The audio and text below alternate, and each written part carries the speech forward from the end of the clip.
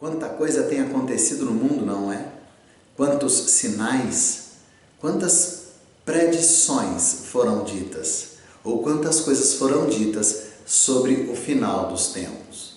Nós vamos começar agora um bate-papo gostoso, falando sobre as coisas que estão acontecendo no mundo. Se alguém já tinha dito sobre isso antes e qual o significado. Há alguém dominando o mundo de hoje? E o que acontecerá com a vida de cada um de nós? Olha, esse bate-papo gostoso todos os domingos busca esclarecer e trazer entendimento para a nossa mente sobre todo este contexto. Espero que você nos acompanhe.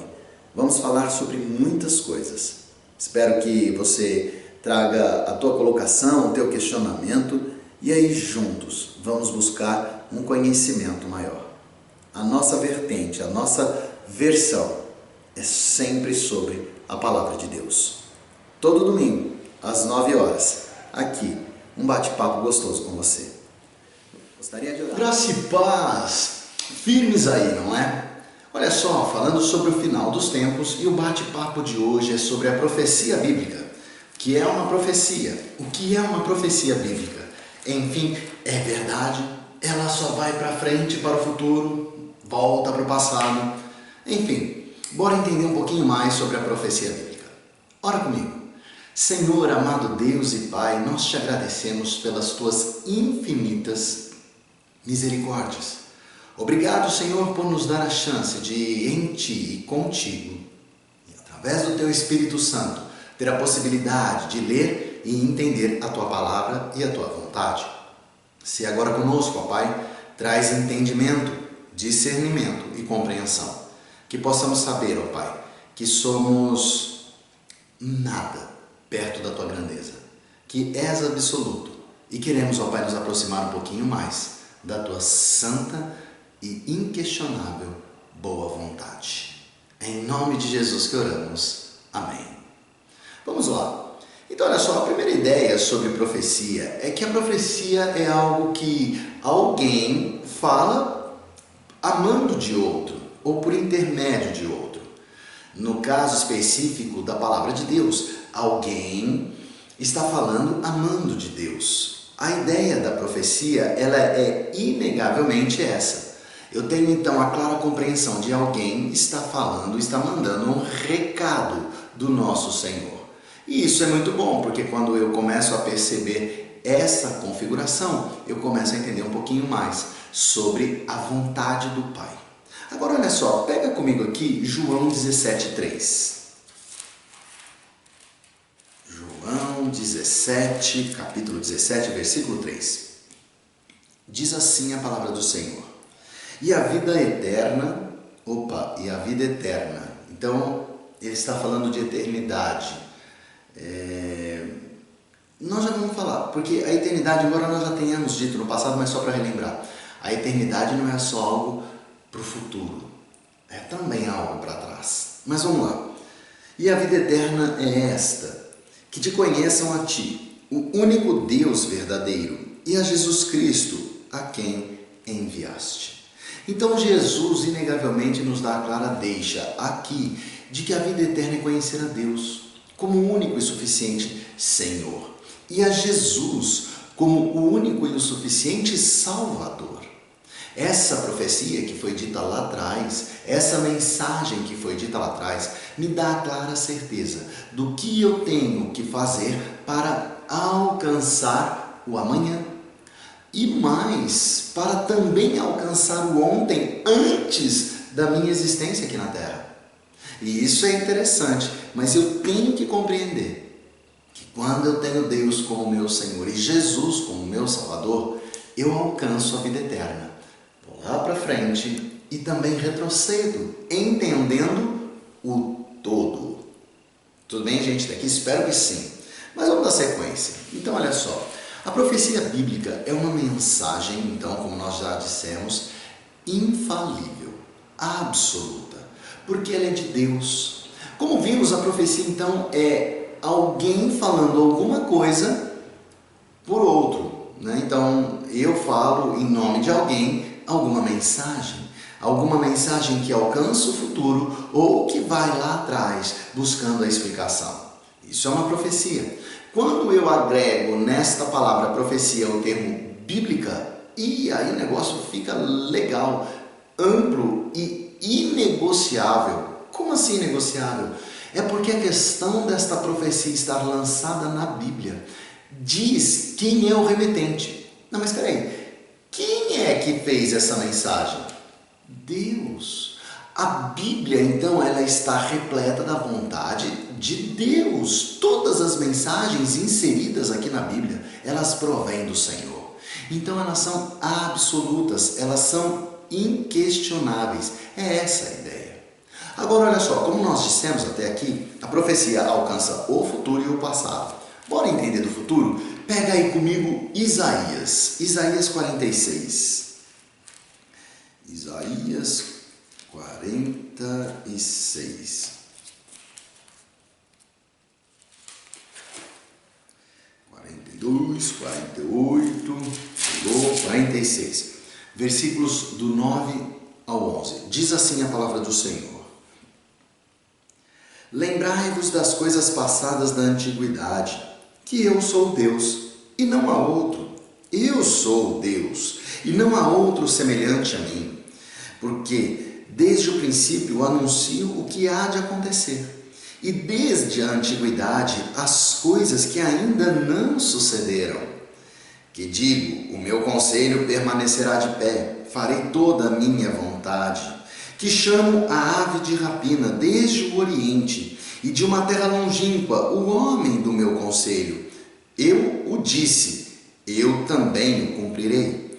Tomei este propósito, também o executarei. Então, olha só, Deus aqui, inegavelmente, pelo profeta Isaías, então aqui nós temos uma profecia. Ele fala, olha, lembrem-se do que eu fiz no passado.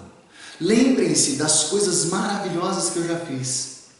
Eu sou o único Deus. E aí então Deus, através do profeta Isaías, nesta profecia bíblica, ou seja, nesta mensagem absoluta de verdade, ele fala do futuro. Porque ele diz então, olha só, as coisas que eu digo, né, o que há de acontecer, e desde a antiguidade, as coisas que ainda não sucederam, coisas que ainda não aconteceram. Então deixa eu te dar uma mensagem rápida, um exemplo claro. Deus, a palavra de Deus falava que Jesus viria, que o Salvador viria, e ele veio. A palavra de Deus falava que ele seria crucificado, e ele o foi, mas a palavra de Deus falava que ele seria ressurreto, que no terceiro dia ele voltaria à vida, e voltou. E ali ele venceria o diabo, e venceu. E aí nós teríamos um tempo chamado da Era da Igreja, que é o tempo no qual estamos agora. Só que daí ele fala que Jesus voltaria uma segunda vez para buscar os remidos, os santos, a igreja, e ele voltará. Isso ainda não aconteceu, porque eu ainda estou aqui, você ainda está aí. Então olha só, Jesus voltará a segunda vez sim, para nos buscar. Então as coisas foram acontecendo e elas hão de acontecer, como ele diz aqui.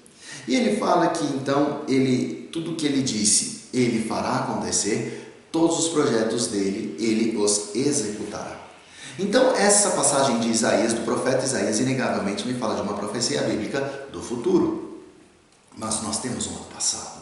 Bora pegar então agora a segunda carta escrita pelo apóstolo Pedro. Está lá no finalzinho da Bíblia. Você correu, você chega antes do que eu, mas eu já cheguei.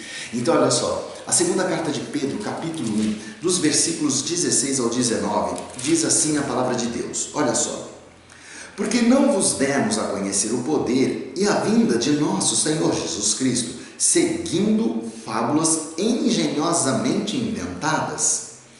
Mas nós mesmos fomos testemunhas oculares da sua majestade, pois ele recebeu da parte de Deus Pai honra e glória, quando pela glória excelsa lhe foi enviada a seguinte voz: Este é o meu Filho amado, em quem me comprazo. Ora, esta voz vinda do céu, nós a ouvimos quando estávamos com ele no Monte Santo. Temos assim tanto mais confirmada a palavra profética, e fazeis bem em atendê-la, como a uma candeia que brilha em lugar tenebroso, até que o dia clareie e a estrela da alva nasça em vosso coração. Então ele fala, olha, lembra a palavra profética lá de trás? Ela se cumpriu e nós somos testemunhas oculares. Opa, então aqui eu tenho uma profecia bíblica. Alguém falando por intermédio ou através desta pessoa, Deus fala. Então aqui é Pedro, o apóstolo, falando de uma profecia passada. Então olha só, a profecia ela trata das coisas do amanhã como das coisas do ontem. Tal qual a eternidade. A eternidade não é só o amanhã, mas é também o ontem. Vou te dar um exemplo, já falamos sobre isso no passado, mas quando declaro meu Senhor Jesus Cristo como o único e suficiente Salvador, quando desço as águas no batismo, eu volto. Eu vou lá para trás na crucificação. O batismo, inegavelmente, é a clara representação da crucificação na minha vida. Quando desço as águas, é como se estivesse morrendo, tal qual Cristo foi dado como morto na cruz. Mas quando sou reerguido das águas, então estou nascendo de novo, tal qual Jesus Cristo no terceiro dia. Opa! A vida eterna então me faz voltar para o tempo da crucificação. Vou te dizer mais, a vida eterna ela me faz voltar em Gênesis. Porque ali então eu configuro o propósito de Deus que me fez a sua imagem e semelhança. Então tudo bem, gente, a eternidade e as profecias elas vão para frente, mas elas voltam também. Mas bora continuar, porque nós queremos falar do final dos tempos desta terra. Então olha só, eu já entendi as profecias do futuro, as profecias do passado. Agora eu tenho que ter uma base para crer que tudo isso que está sendo dito aqui é verdade. Bora continuar em 2 Pedro mesmo. A partir do versículo 20 diz assim: sabendo primeiramente isto, que nenhuma profecia da Escritura provém da particular elucidação, porque nunca jamais qualquer profecia foi dada por vontade humana. Entretanto, homens, entre parentes santos, falaram da parte de Deus, movidos pelo Espírito Santo. Então está claro aqui que o Espírito Santo de Deus é quem movimenta as pessoas para falarem da vontade dele através da Bíblia. Tudo que está na Bíblia é a verdade e é a verdade absoluta. Deus não mente, ele o cumpre. Existem outros versículos como Salmo 119, 160, João 17, 7, segunda carta escrita para Timóteo, capítulo 3, versículos 16 e 17. Depois você pode dar uma olhadinha nisso tudo e você verá que inegavelmente a palavra de Deus, ela é a verdade, porque ela é a vontade de Deus. Amém?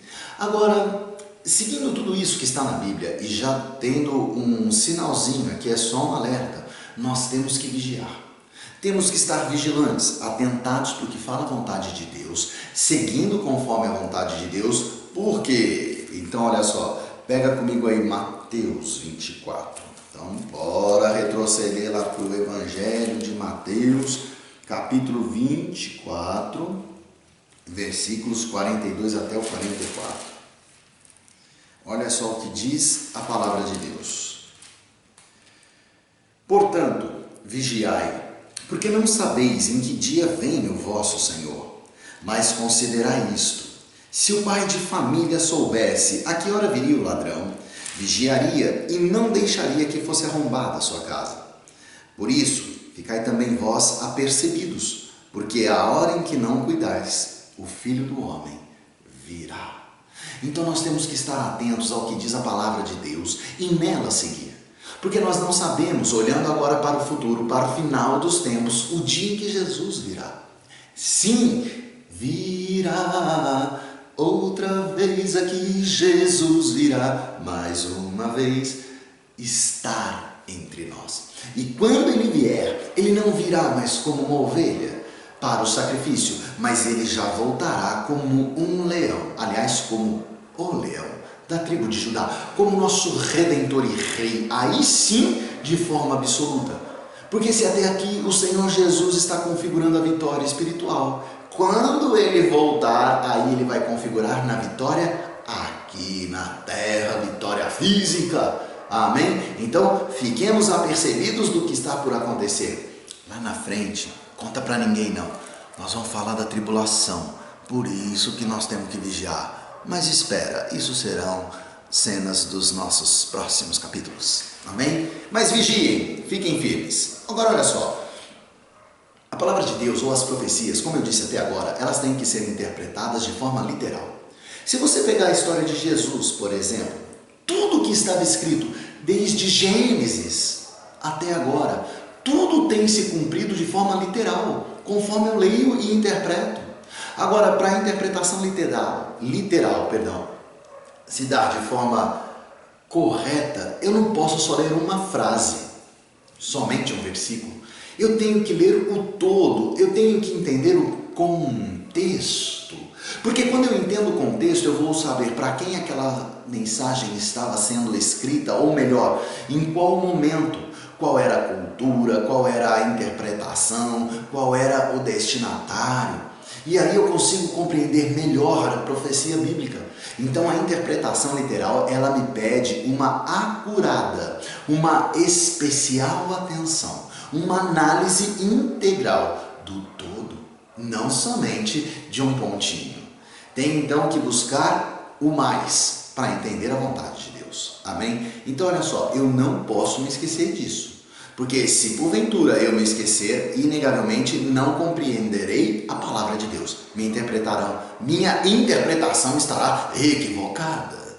Amém, meu irmão, minha irmã? Espero que sim. Agora olha só, Deus revela, e com isto o que acontece? Bora pegar Daniel 2:28. Cadê Dani? Livro de Daniel, Velho Testamento, um homem inegavelmente exemplar no seu caminhar. Daniel 2, capítulo 28, diz assim a palavra do Senhor. Mas há um Deus no céu, o qual revela os mistérios, pois fez saber ao rei Nabucodonosor o que há de ser nos últimos dias. O teu sonho e as visões da tua cabeça, quando estavas no teu leito, são estas. Estando tu, ó rei, no teu leito, surgiram-te pensamentos a respeito do que has de ser depois disto. Então a primeira ideia é a seguinte: quando Deus revela, Ele nos mostra o que está para acontecer no futuro. Olha que interessante, eu sei o que vai acontecer no futuro, e eu não sou médium, eu não sou adivinho, nada. Eu inegavelmente apenas me concentro no que Deus diz, e Ele já me prepara para o amanhã. É o que Daniel fala aqui. Agora vamos além. Bora pegar o Novo Testamento? Bora para a segunda carta de Timóteo? Aqui é em inglês. Brincadeiras à parte, segunda carta de Timóteo. Pega aí, capítulo 3, versículos 16 e 17. Diz assim a palavra do Senhor. Toda a Escritura é inspirada por Deus e útil para o ensino, para a repreensão, para a correção, para a educação na justiça, a fim de que o homem de Deus seja perfeito e perfeitamente habilitado para toda boa obra. Olha só, gente, esse versículo ele é extremo, ele é gigante no seu alcance. Bom, a primeira ideia é por que serve então a palavra de Deus? Serve para tudo isso, para ensinar, para educar, para repreender, para exortar, e serve também para me preparar, para que eu venha estar perfeito para tudo que vier a acontecer. Eu estou perfeitamente habilitado para toda obra, para toda boa obra. Então a palavra de Deus, inegavelmente, ela tem esse contexto. Bora pegar Atos, vamos lá, então vamos retroceder um pouquinho, antes de Romanos, Atos 17, é isso? Atos 17, versículo 11. Diz assim a palavra do Senhor. Ora, estes de Bereia eram mais nobres que os de Tessalônica, pois receberam a palavra com toda a avidez, examinando as Escrituras todos os dias para ver se as coisas eram de fato assim. Só para você entender, Bereia é uma cidade, Tessalônica é uma outra cidade. A palavra de Deus diz aqui o seguinte, olha, os de Bereia, eles eram melhores. Por quê? Porque aqui Paulo, o apóstolo, pregava, junto com Silas. E os de Bereia, a primeira ideia é a seguinte, enquanto Paulo falava, eles eram ávidos, eles estavam sedentos, eles queriam mais. Eles não dormiam, os olhos esbugalhados, o coração acelerado, a mente inteira, aprendendo o que Paulo e Silas diziam. mas eles sabiam que eles deveriam ter a sua atenção e a sua base de fé e convicção não num homem, mas na palavra de Deus. Então, logo depois do discurso, da palestra, do culto do apóstolo Paulo, os de Bereia todos os dias analisavam a palavra de Deus para saber se o que Paulo e Silas falavam era de fato verdade. Uau! Como a palavra de Deus é importante. Nós temos que ter a compreensão disso tudo, porque senão teremos um problema muito sério. Então olha só, a palavra de Deus, ela nos aperfeiçoa, nos torna perfeitos para toda boa obra. Mas eu tenho que ir para a palavra. Tudo que eu estou falando agora, saindo daqui, vai pesquisar, vai ver se eu não estou enganado, ou se eu não estou querendo te enganar. Faça isso, como os de Bereia. Agora olha só, a palavra de Deus ela tem uma outra configuração. Ela nos afasta do inimigo das nossas almas. Efésios, capítulo 6, versículo 11. Bora para Efésios 6, 11. Diz assim a palavra do Senhor: revesti-vos de toda a armadura de Deus, para poderes ficar firmes contra as ciladas do diabo. Revesti-vos de toda a armadura de Deus, para ficar firmes contra as ciladas do diabo. Qual é a armadura de Deus? Aonde eu encontro essa armadura? Eu quero ter a armadura de Deus? Está tranquilo. Leia a Bíblia. Leia a palavra. Lá você vai ter toda a armadura de Deus e estará pronto para enfrentar as ciladas do inimigo de nossas almas. Será que a palavra é importante? É muito importante. A palavra de Deus, ela nos livra dos falsos mestres. Bora pegar Romanos. Então vamos retroceder um pouquinho aqui. Romanos 16, é isso? Romanos 16, versículos 17 e 18. Isso mesmo. Então olha só, Romanos 16, 15, 16, 17 e 18. Rogo-vos, irmãos, que noteis bem aqueles que provocam divisões e escândalos, em desacordo com a doutrina que aprendestes. Afastai-vos deles, porque esses tais não servem a Cristo nosso Senhor, e sim a seu próprio ventre, e com suaves palavras e lisonjas enganam o coração dos incautos.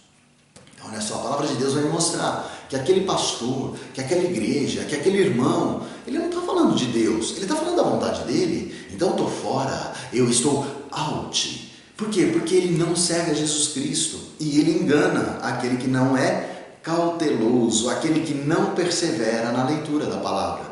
Leiamos a palavra, saibamos o que ela nos mostra. Amém? A palavra de Deus promove uma igreja que evangeliza. Mateus 28, vamos ler, 28, ide por todo mundo e pregai o evangelho, ensinando a cada um, né? Então olha só, Mateus 28, é o último capítulo, o último versículo de Mateus. Jesus, aproximando-se, falou-lhes, dizendo: toda autoridade me foi dada no céu e na terra. Ide, portanto, fazei discípulos de todas as nações, batizando-os em nome do Pai e do Filho e do Espírito Santo, ensinando-os a guardar todas as coisas que vos tenho ordenado. A palavra de Deus então cria uma igreja que inegavelmente ela é consolidada no ir e no evangelizar, no ir e no ensinar, tornando todo homem perfeito. A igreja que o Senhor predispôs a estar aqui é uma igreja que se atenta para a palavra de Deus. A igreja da palavra, olha que nome bonito para uma igreja. Por quê? Porque é isso que Deus espera. Uma igreja que esteja certa, firme na palavra de Deus. A palavra de Deus, ela nos purifica. Bora pegar agora a primeira carta de João, lá no finalzinho da Bíblia, um pouquinho antes de Apocalipse.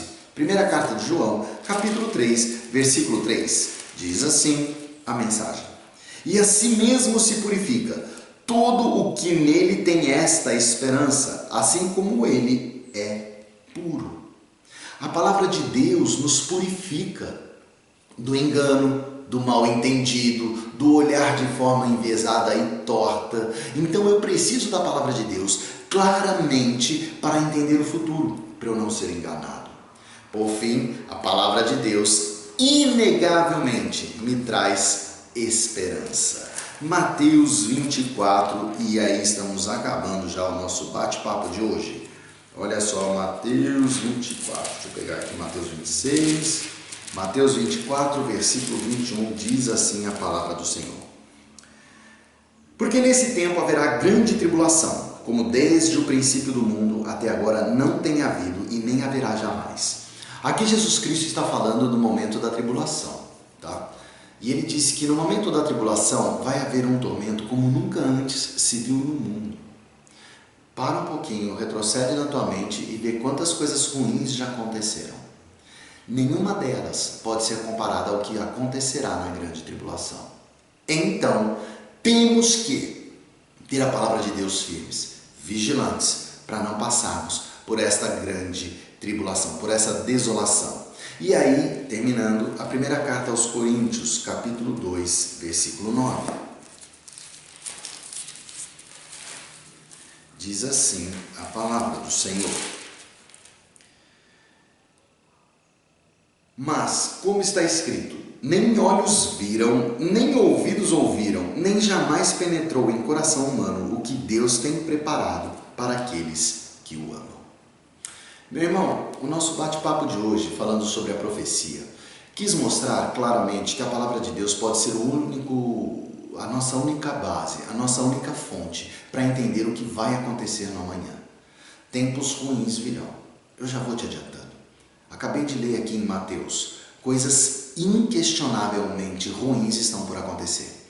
Como me livrar delas? Me atentando para a profecia bíblica. Uma mensagem infalível que vem de Deus. Uma mensagem absoluta em verdade que quer nos dar a esperança. Porque olhos não viram, ouvidos não ouviram o tamanho da beleza que Deus preparou para aqueles que o amam. Amemos a este Deus maravilhoso. Você tem uma semana maravilhosa. Até a semana que vem, se Deus assim o desejar, para então aprofundarmos mais o conhecimento sobre o final dos tempos.